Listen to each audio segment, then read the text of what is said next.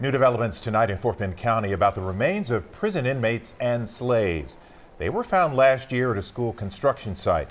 A new state law will allow that plot of land to operate as a cemetery, meaning those remains will be reburied. The discovery opened a window into a disturbing past in Texas. Reporter Jessica Borg has new details on the mission to provide a final resting place.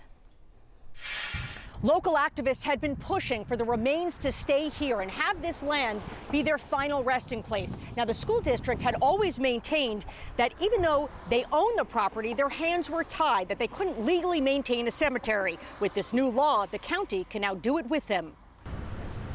Today, Fort Bend ISD's new technology center is standing tall, though it's in a different place on the property here in Sugar Land than first designed. Plans changed when a backhoe operator unearthed human bones on the site 16 months ago. We wanted to honor the community and respect their wishes. Those wishes for 95 sets of remains in all to stay where they were found. But first, the school district would have to transfer the land to Fort Bend County so the county could operate and maintain a cemetery.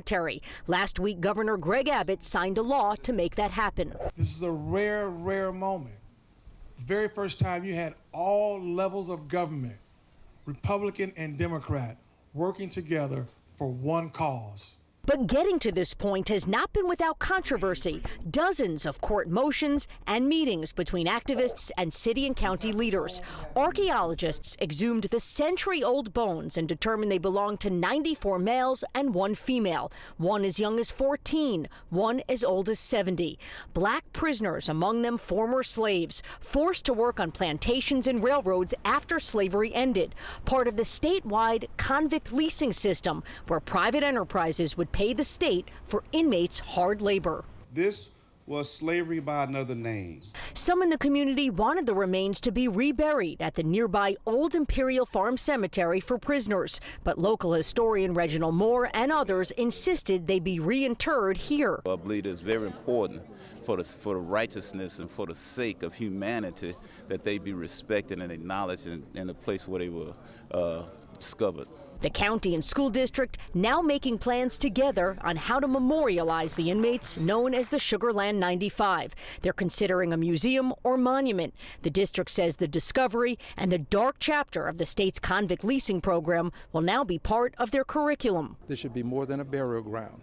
It should be a part of the history of the state of Texas, and that history should be taught. Now, another development in this case, a step forward in the legal process to allow the Texas Historical Society to do more extensive DNA testing on the bones. That could take some time, but it could possibly lead down the road to finding living descendants of the inmates and possibly identifying them. In Sugar Land, Fort Bend County, Jessica Borg, KHOU 11 News.